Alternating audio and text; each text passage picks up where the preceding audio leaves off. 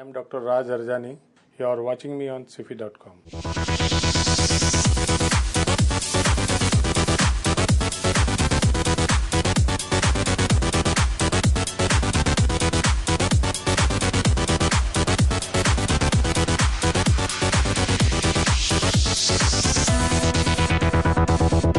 Sir, please elaborate on the difference between HIV and AIDS. HIV is a human immune deficiency virus, and there are two types of viruses, HIV-1 and HIV-2. Patient may acquire either HIV-1 or HIV-2 or combination of both.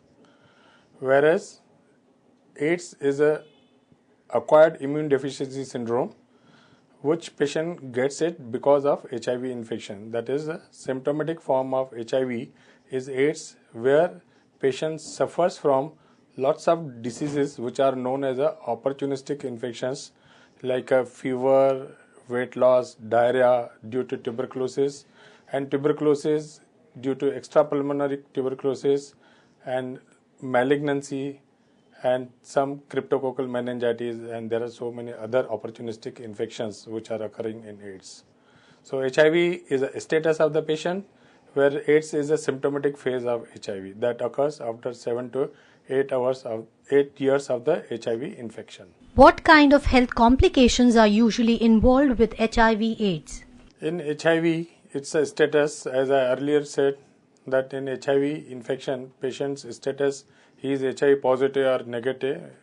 Mostly he is always asymptomatic.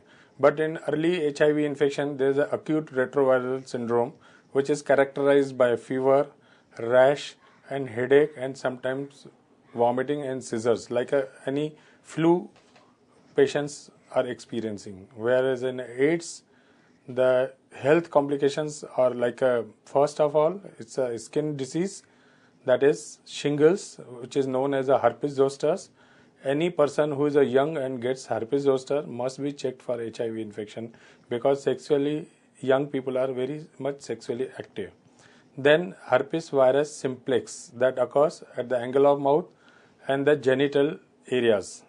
Then it is a viral infection, that is a molluscum contagiosum, usually occurring in the genital area, but in HIV infection they are occurring at the extragenital area, that is on the face, and then viral warts occurring elsewhere in the body, and oral cavity lesions like aphthous ulcers, then viral ulcers, then candidiasis, and then oral hairy leukopenia. These are the signs and symptoms of the skin and oral cavity occurring in a HIV/AIDS patients in an early stage. But at later stage, when the CD4, that is an immunomarker, diminishes below 200, then patient gets fever, diarrhea, vomiting, headache due to TB, lymphoma, toxoplasmosis, and various other opportunistic infections. So there are many complications, but all of them, when they are there, they can be present in diabetics, or people suffering from cancers,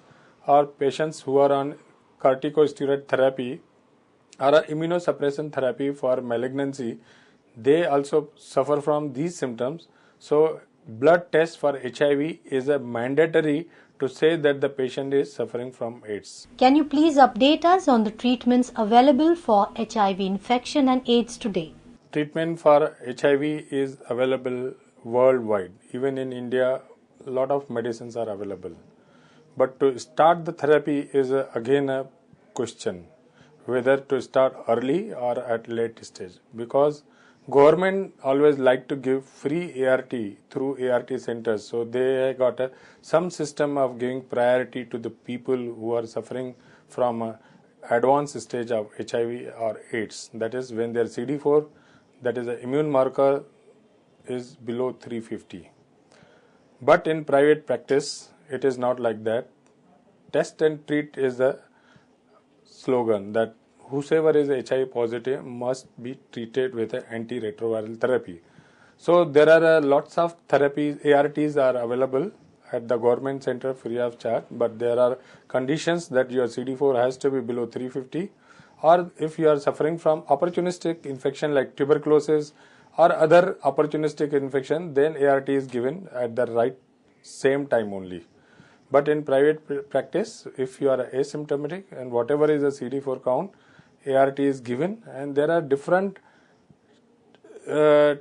types of treatment like entry inhibitors, reverse transcriptase inhibitors, protease inhibitors, and integrase inhibitors. The most commonly given in India is a reverse transcriptase inhibitor, and the ART is known as a highly active antiretroviral therapy.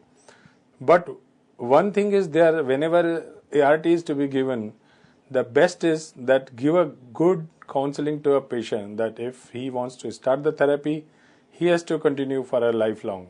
He has not to discontinue at any time, whether he has got money or no money.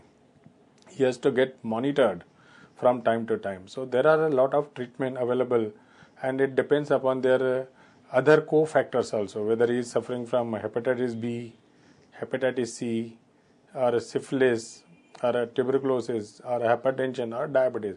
So treatment is there. If HIV positive patient approaches the right HIV physician, he will be taken care of properly.